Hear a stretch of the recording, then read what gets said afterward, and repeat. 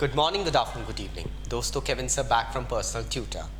Standard 11th history playlist आप लोग देख रहे हैं। चैप्टर 11 यूनिट 11 है, लास्ट चैप्टर है, पार्ट 2 मॉडर्नाइजेशन। हम लोग स्टोरी पढ़ रहे हैं कोरिया की। टॉपिक जो है Korean democracy and IMF crisis, international monetary fund का जो क्राइसिस कोरिया ने फेस करा था। डेमोक्रेसी साथ में इंस्टिल हो रही है, बट क्या ऐसा रीजन हो जाता है, चलिए देखते हैं। अब नया कॉन्स्टिट्यूशन, इसके प्रीवियस वीडियो, इसके पहले की स्टोरी जानने के लिए प्रीवियस वीडियो जरूर देख लेना दोस्तों। चैप्टर वाइज एक्सप्लेनेशन है, टॉपिक वाइज है, इट्स वेरी इजी नाउ। 1971 में पहला डायरेक्ट इलेक्शन हुआ था कोरिया में। उसके बाद में एक कॉन्स्टिट्यूशनल, एक मिलिट्री कूप होता है, दूसरा मिलिट्री कूप होता है, खूब आंदोलन होते हैं, प्रोटेस्ट होते हैं। नए एडमिनिस्ट्रेशन को पब्लिक की डिमांड माननी पड़ती, कॉन्स्टिट्यूशन में अमेंडमेंट होता है और दिसंबर 1987 में कोरिया में दूसरी बार डायरेक्ट इलेक्शंस होते हैं। अब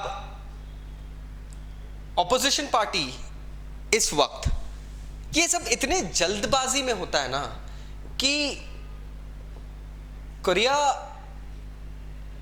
की गवर्नेंस में कोई ऑपोजिशन यूनाइट नहीं कर पाता है। मतलब देश के लोग, ठीक है, मांग तो रख रहे थे कि हमको एक नई रिजाइम चाहिए, हमको एक नया कल्चर चाहिए, all the things have to be done, लेकिन वो रिजाइम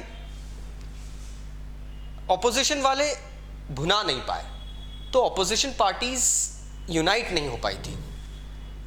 इससे होता यह है कि चुन एडमिनिस्ट्रेशन, जानने के लिए प्रीवियस वीडियो जरूर देखना, चुन एडमिनिस्ट्रेशन का ही एक मेंबर, चुन का एक मिलिट्री लीडर था, रो ताए वू, वो इलेक्ट होता है as a president of Korea, South Korea.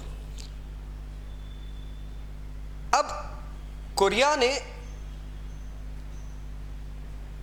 ठीक है, इस नए इलेक्शन के अंदर डेमोक्रेसी तो थी, ये थी बात। हालांकि नया प्रेसिडेंट जो आया था, can't call him that strict as the military regime and all, but he was on the path of modernisation and democracy. अब ये होता है दिसंबर 1987 में। उसके बाद में 1990 में किम योंग साम एक सिविलियन थे और बहुत टाइम से ऑपोजिशन के लीडर थे। ये कॉम्प्रोमाइज करते हैं रोह की पार्टी के साथ में कि हम लोग एक कॉम्प्रोमाइज पे आते हैं और एक ऐसी रिजाइम बनाते हैं जिससे कोरिया को फायदा मिले। अब इस बार जो प्रेसिडेंट चुने गए थे, हालांकि he was from a military background, but he was a peaceful fellow, he agreed with it. And 1992 में एक और इलेक्शन होता है, उसमें किम, जिन्होंने कॉम्प्रोमाइज करा था, ऑपोजिशन लीडर थे, एक सिविलियन थे, he gets elected as the president of Korea. पहली बार मिलिट्री रिजाइम के बाद में ऐसा हुआ that somebody belonging to a non military class became the president of Korea. ये पहली बार हुआ था कि एक अथॉरिटेरियन मिलिट्री रिजाइम जो थी उसका डिसोल्यूशन हुआ था, something that was phenomenal in history of Korea. अब ये जो नई एडमिनिस्ट्रेशन थी ना, इसकी पॉलिसी टोटली एक्सपोर्ट ड्रिवन थी दोस्तों। नई नई कंपनीज इस्टेब्लिश की जाने लगी, ग्लोबल प्रोमिनेंस अब दिखने लगा था कोरिया का, और ये 1990s की शुरुआत तक चलता रहा, ये ग्रोथ होती रही। गवर्नमेंट के सपोर्ट से वेरियस बिजनेस हाउसेस अब इंडस्ट्रीज सेटअप करने में लग गए, मतलब कैपिटल इन्वेस्टमेंट में आ गए थे। हेवी इंडस्ट्रीज जो कैपिटल मांगती है उसके सेटअप में आ गए, और इलेक्ट्रॉनिक इंडस्ट्री भी कोरिया में फ्लरिश करने लगी। और गवर्नमेंट इंफ्रास्ट्रक्चर दे रही है, इंडस्ट्रियल बेसिस ग्रो कर बना रही है, गवर्नमेंट उस पर लगी। देखिए गवर्नमेंट क्या कर रही थी, वो इंफ्रास्ट्रक्चर डेवलप करके दे रही थी, कॉन्ग्लोमरीज जो थे वो बिजनेस इंडस्ट्री सेटअप कर रहे थे, जगह मिल रही है सेटअप कर रहे हैं, जगह मिल रही है सेटअप कर रहे हैं। इससे हो ये रहा था कि देश सडनली एक्सपोर्ट ड्रिवन, वहाँ का प्रोडक्ट सप्लाई हो रहा था बाहर, Korea had become a major hub of export. अब हुआ ये कि जैसे लिबरलाइजेशन की पॉलिसी की भी डिमांड हुई कि अब जो कोरिया के प्रोड्यूसर्स हैं उनको थोड़ा सा बाहर भी अपना बिजनेस फॉरवर्ड करना है, तो Korea joined organisation for economic cooperation and development, that is OECD 1996 में। इससे हुआ ये कि कोरिया की जो इंटरनेशनल कॉम्पिटिटिवनेस थी वो एकदम स्ट्रांग हो गई थी। बट पीछे एक हिडन ट्रुथ भी चल रहा था। गवर्नमेंट ने सडनली इंडस्ट्रीज का पूरा सेटअप दे दिया था बिजनेस हाउसेस को। Government was admits the providence of infrastructure only, since the state is only keeping in mind the providence and not a specific site over the industrial working, some things went wrong. हुआ ये कि business organizations जो थे they started focusing more on profits.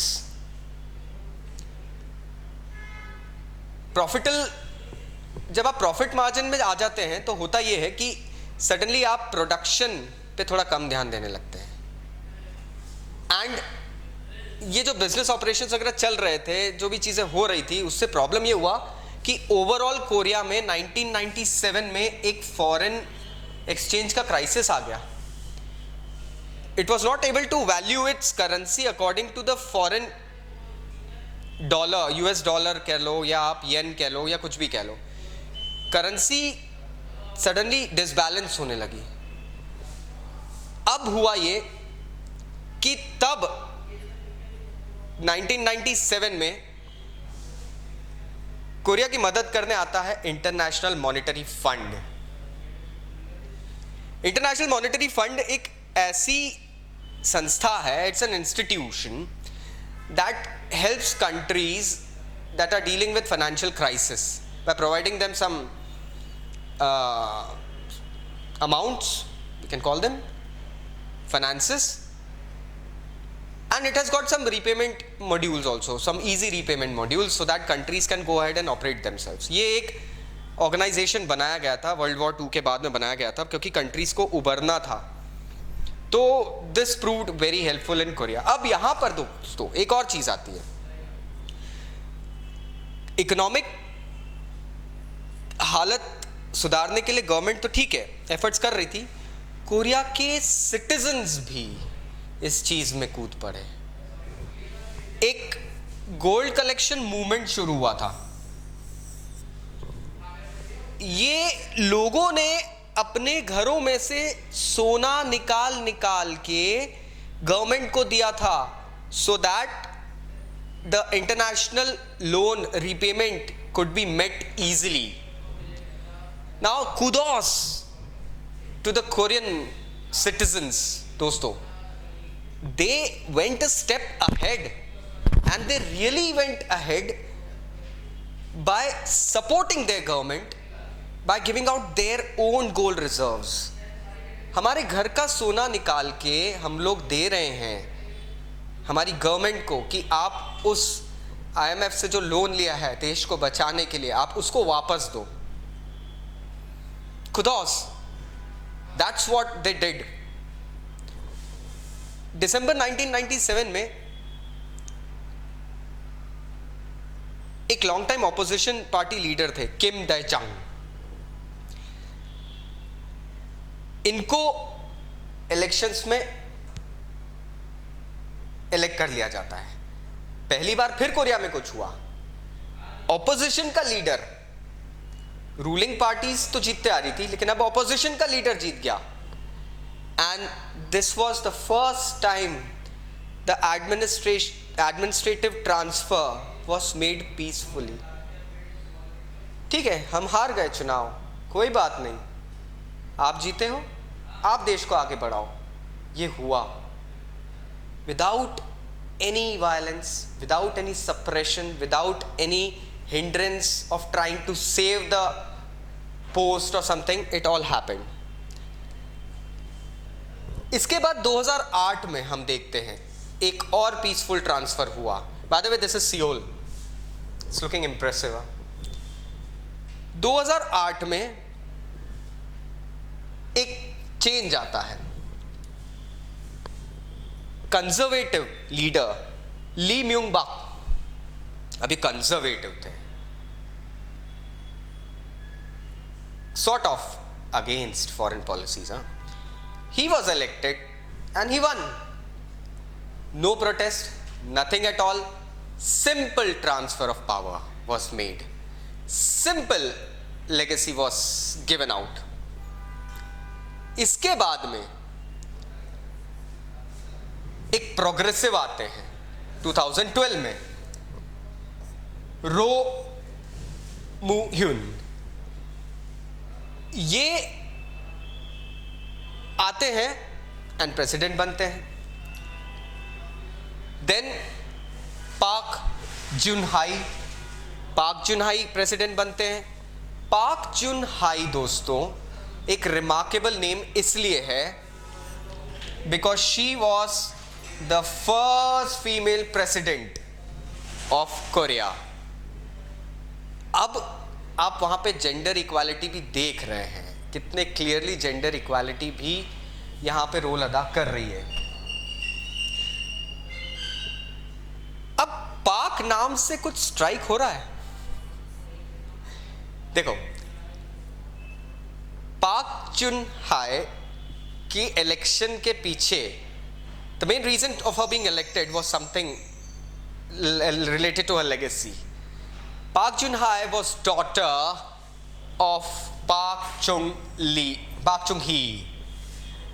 ये वही पाक चुंगी है जिन्होंने पहली बार एडमिनिस्ट्रेटिव बागडोर अपने हाथ में ले ली थी क्योंकि उनको लगा था कि कंट्री अब चल नहीं रही है.